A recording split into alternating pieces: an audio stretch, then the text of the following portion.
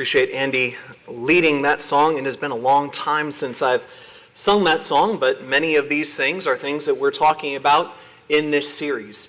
And today in particular, we are going to be talking about a word that maybe we don't use so often.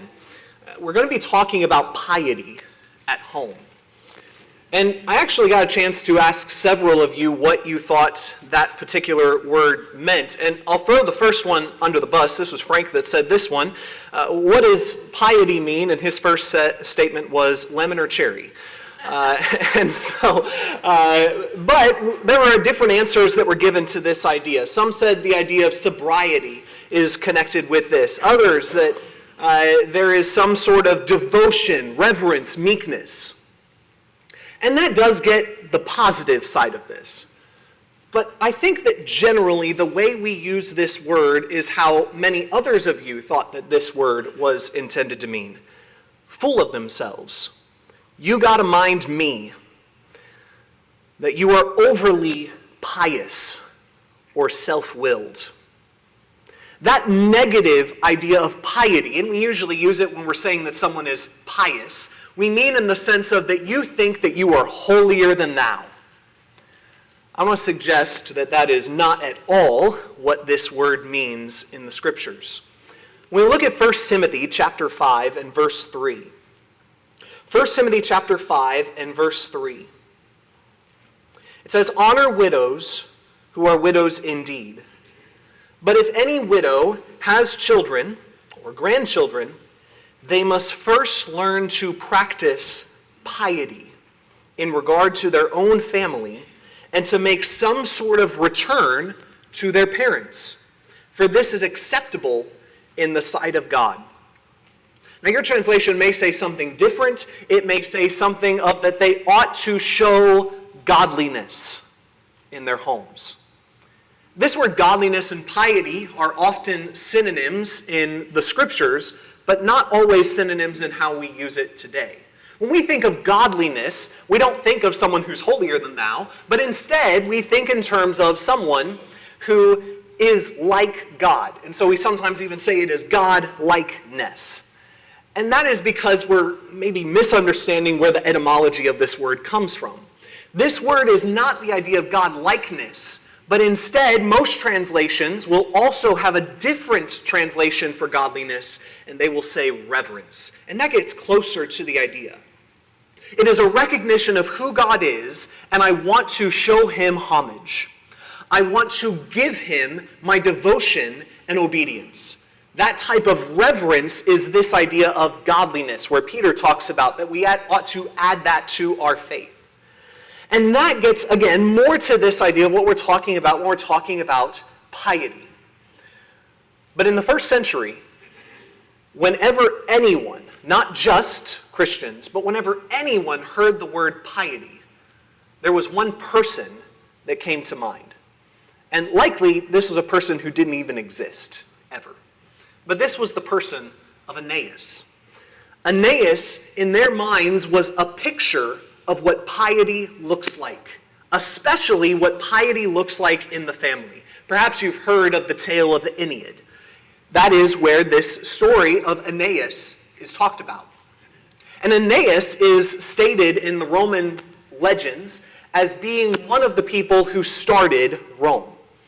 So there's a lot of origin stories. You might be thinking, but I thought that was Romulus and Remus. Yes, Romulus and Remus was another account where people said this is how Rome came to be, but Aeneas was another of those accounts.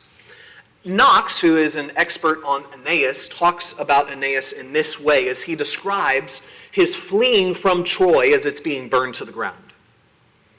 Aeneas' devotion or piety to his family was famous.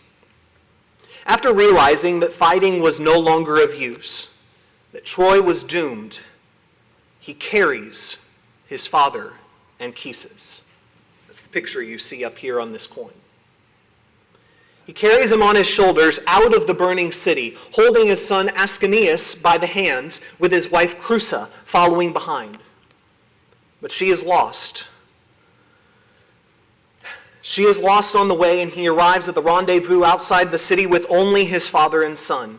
In desperation, he rushes back into the burning city to find her, but finds only her ghost, which tells him what his future and his duty are now. Notice that word duty. We're coming back to that. Aeneas in the Aeneid says this. As he's speaking to his father, he says, "But now the roar of flames grows louder all through Troy, and the seething floods of fire are rolling closer. So come, dear father, climb up onto my shoulders. I will carry you on my back. This labor of love will never wear me down." That's a beautiful statement, first of all. But he goes on and says, "Whatever falls us now, we both will share one peril, one path to safety." And so I put up this coin in particular because on the flip side, you would see the Latin word pietas on many of these coins. And the reason why was because on the other side of the coin, you would see the face of Caesar. And Caesar wanted to be demonstrated as he is one who has piety in his heart. Now, when we think of the word piety in connection with religion, Caesar would probably not be the first person that we thought of. But in their culture, they thought of that Rome was proficient more than any other nation in piety. And they used Aeneas as one of those key examples. Rome was built in their minds on piety. And it was even on the back of Aeneas. So you see Aeneas carrying his father out of the flames while holding his son behind him. This, in their minds, was a picture of what piety looks like. And so now we get more to a definition of what it means. To be pious, even in the scriptures, is someone who is dutiful, that they understand their obligations and they do it. They understand what they have to do. Piety didn't say, find your authentic self. Instead, piety said, this is who you are. Now do your duty to that.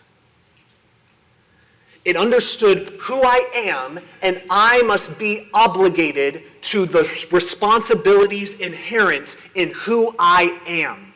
They thought in terms of, I am a Roman, so I have obligations to my family and to my country. That's how they thought in terms of.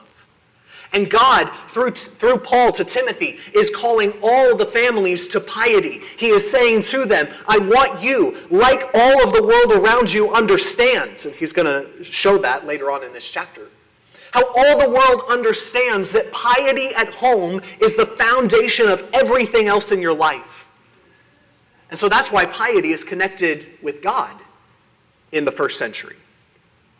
Is because piety, the things you do in your everyday life, the obligations that you are willing to fulfill in your everyday life, was a demonstration of your obligations and duty to your God.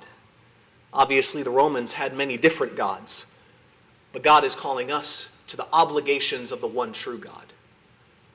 Your piety at home is a demonstration and example of who you ought to be as a Christian to the God of heaven. And so this piety is the idea of being dutiful and mindful of one's duty. Obligations are directly tied to God. Now again, Rome believed they were better at this than anyone else.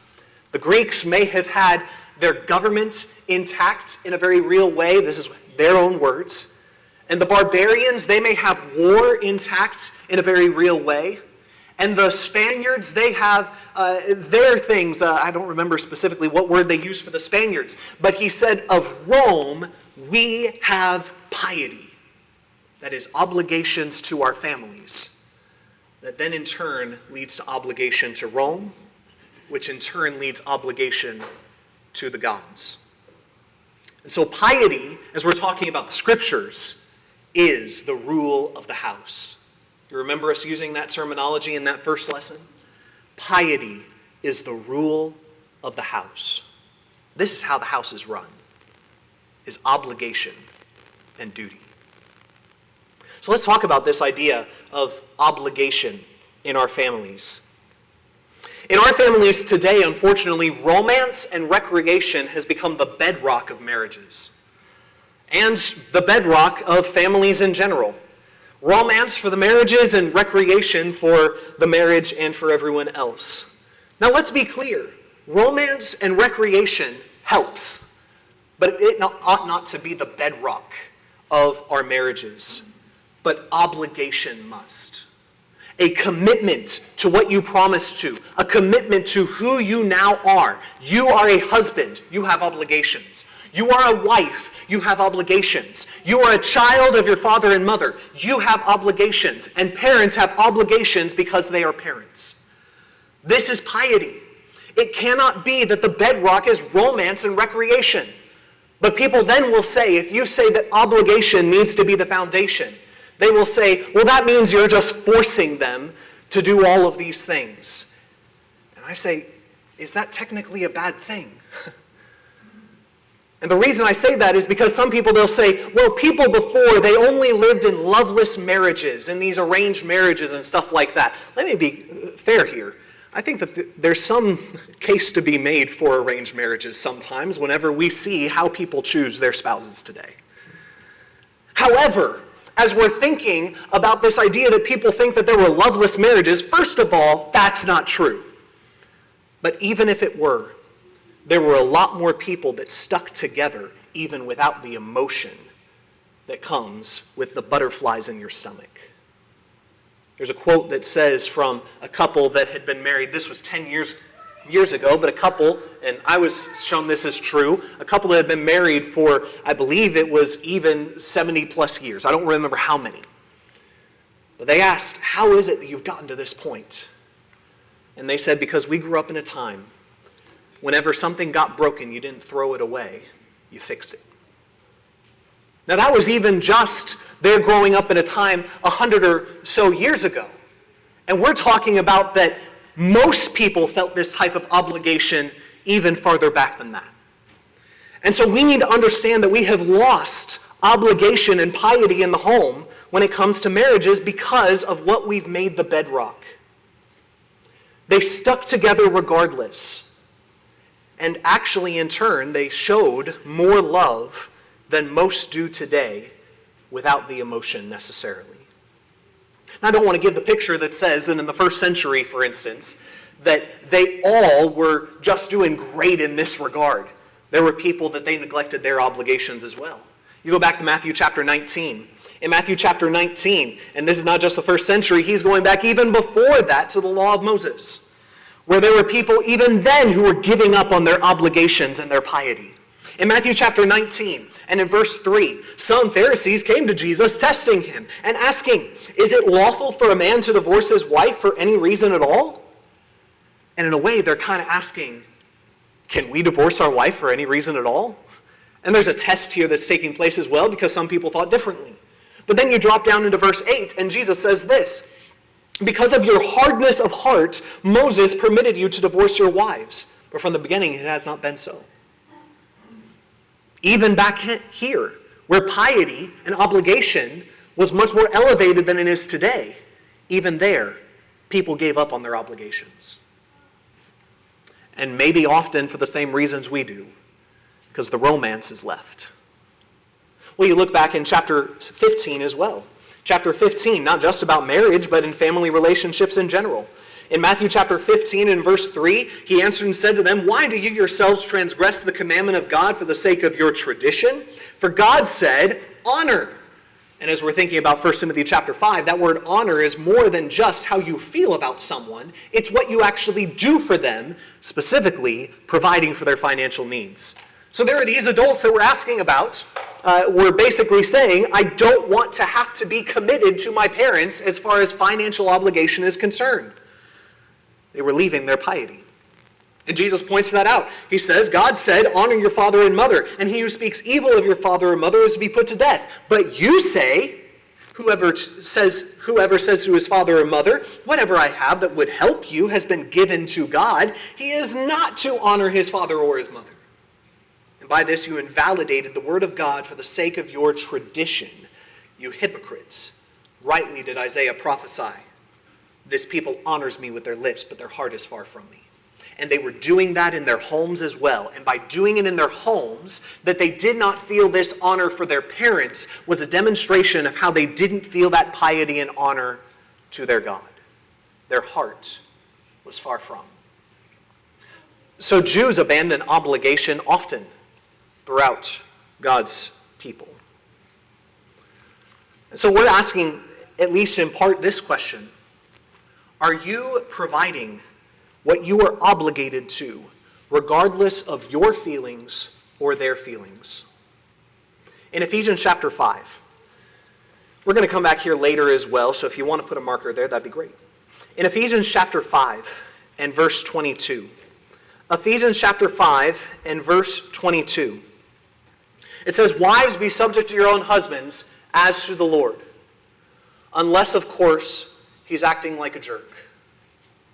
No, that's not what it says, does it? Unless, of course, he doesn't really love you anymore. No, that's not what it says either. Drop down into verse 25. "Husbands, love your wives, just as Christ also loved the church and gave himself up for her. Unless, of course, she's being a jerk.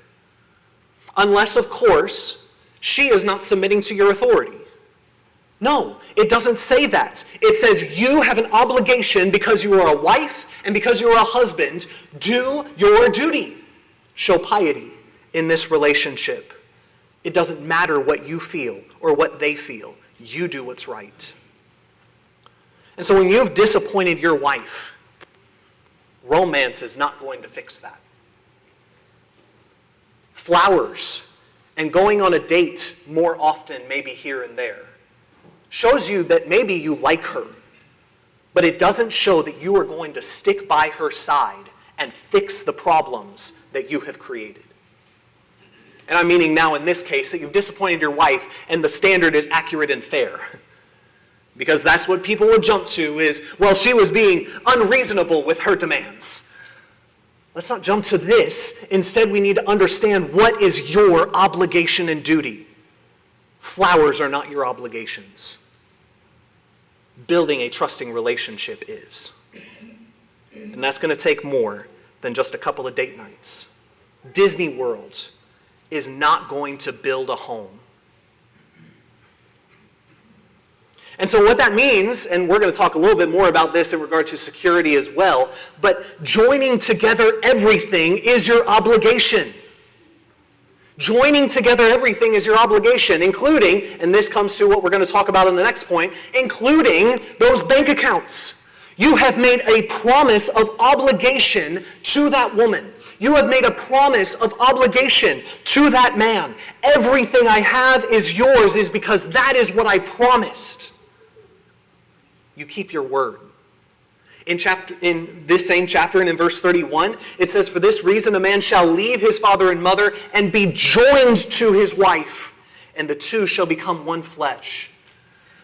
Except for some of the bills. Of course not. You are obligated in all things. Show piety in your marriage and obligation and responsibility. We are building this thing together. And that kind of level of duty to your spouse, it's going to produce a legacy.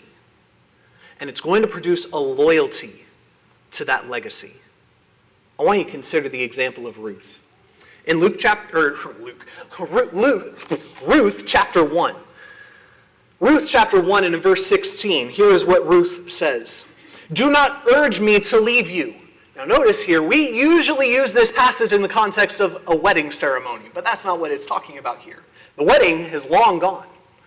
But instead, you see here, "Do not urge me to leave you or to turn back from following you. For where you go, I will go. And where you lodge, I will lodge. Your people shall be my people, and your God my God. Where you die, I will die, and there I will be buried. Thus may the Lord do to me, and worse, if anything but death parts you and me." That's piety. That's obligation. And notice that this character trait of Ruth is exactly the thing that attracted Boaz to her. In the next chapter, in chapter 2 and verse 11, now there's another that we're going to talk about at a later lesson, but in chapter 2 and in verse 11, Boaz replied to her, "All that you have done for your mother-in-law." Now, did you go back and read those vows that she just made? How many of us have made that kind of a vow to our in-laws? And that's the kind of relationship and obligation that she felt. She felt this toward her mother-in-law. And some of us get icky even thinking about our mother-in-law sometimes. Not me, Carrie, not me. Very grateful for my in-laws. But here we see obligation, and Boaz recognized that. And he says, "All that you have done for your mother-in-law after the death of your husband has been fully reported to me, and how you left your father and mother and the land of your birth." That sounds like what God said about the marriage relationship. Leaving father and mother and the land of your birth, and came to a people that you did not previously know. She gave up everything for her godly family, for her pious family. Obligation is necessary in the home if we want to build something together. And what that means when we're talking about obligation is we need to teach it to our kids as well. Teach them duty and responsibility. And what that means, I believe, is we need to start maybe a little bit more guilt-tripping our kids. That this is your job because you are a child in my family. This is your obligation. Guilt-trip your kids. Tell them that this is what you're supposed to do, and I'm not going to give you allowance for existing and doing what you're supposed to do in the home anyway. Take out the trash. Now I want to suggest that if we understand this kind of piety, then the fact that my mom and dad even had to tell me, as even a teenager, to take out the trash is a failure on my part. Because I should have recognized the needs of the home and done it before they ever had to say a word. Piety looks at the needs of the home and does the responsibilities necessary. A couple of weeks back, we talked about Abraham and his offering of Isaac in Genesis 22, and we asked this question: do you have the kind of faith to sacrifice your own children? I want to add to that. Do we have the kind of faith to sacrifice our own children and make them carry the wood?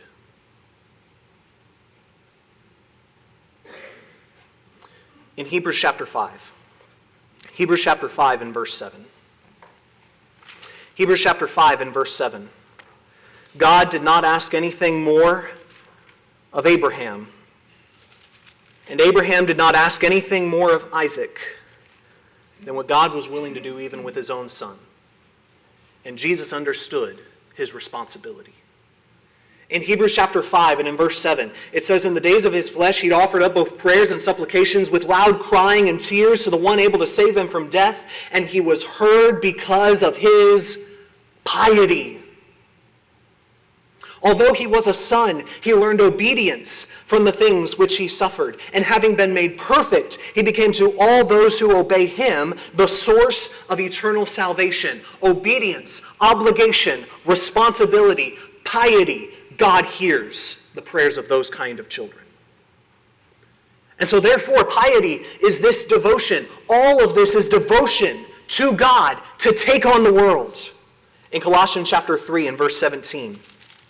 Colossians chapter 3 and verse 17. I quote this often, but I want us to notice where it's placed.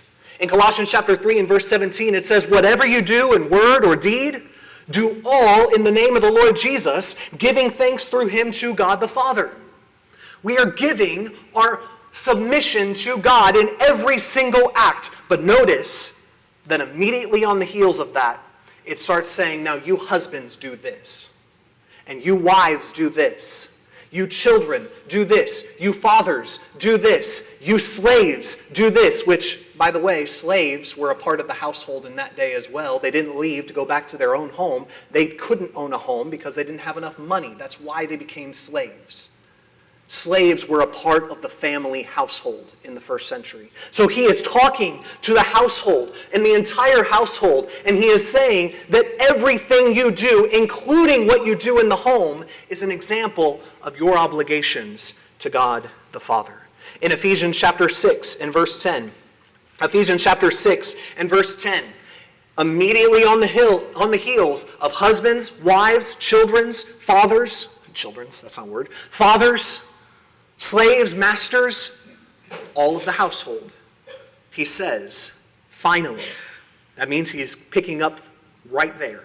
Finally, be strong in the Lord and the strength of his might. Put on the full armor of God that you may be able to stand firm against the schemes of the devil. Your family is part of that armor in a way that you are taking up and taking on the devil with your family.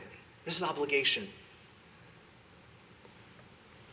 And so that obligation in your home is going to produce security. I've not kept up with you, I apologize. But it's going to produce security.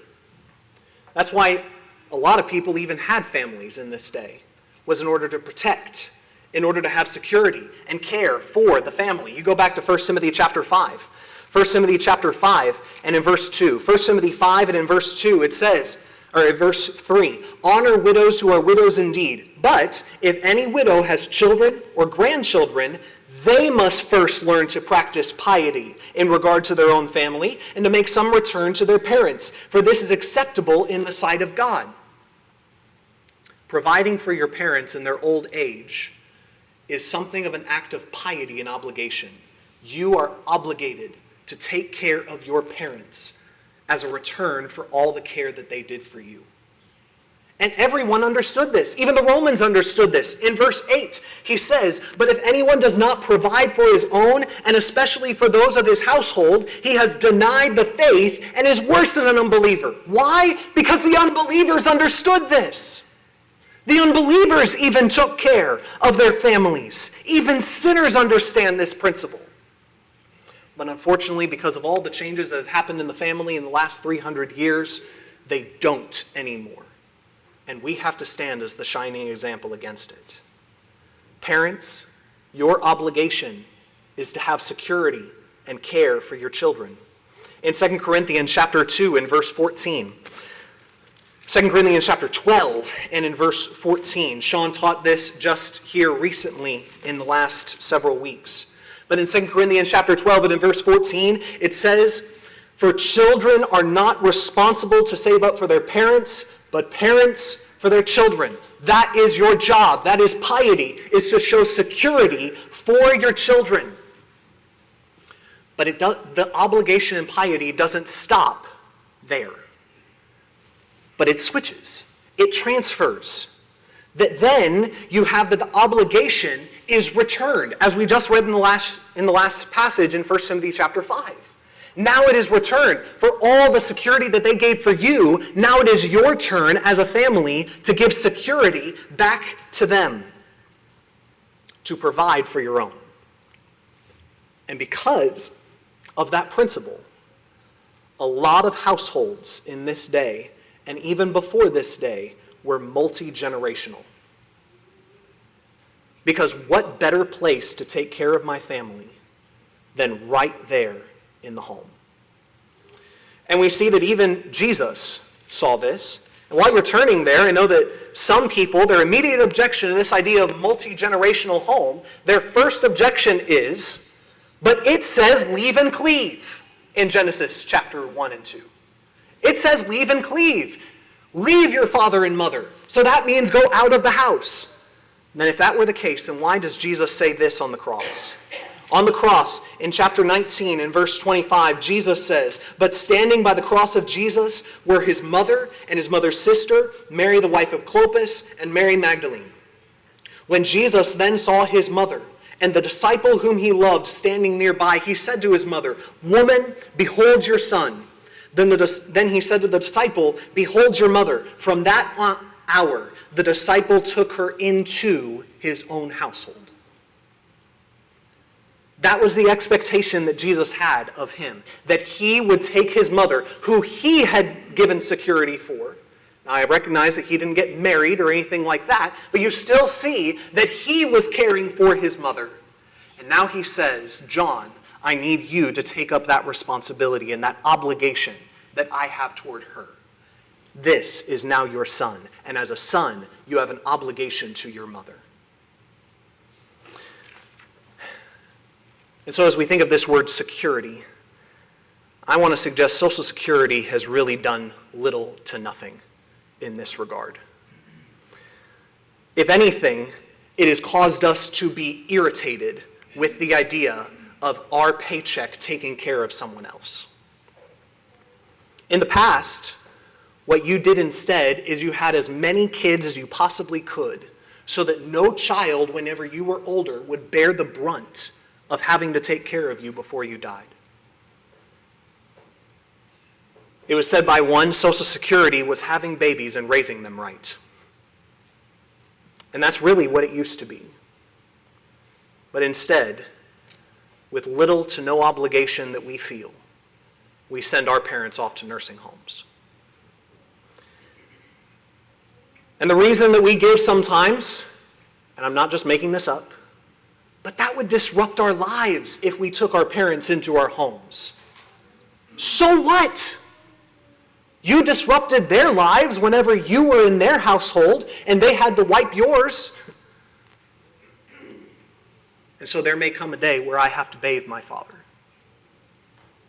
And someone would say, how shameful. But isn't it not more shameful to give that over to someone who does not love him?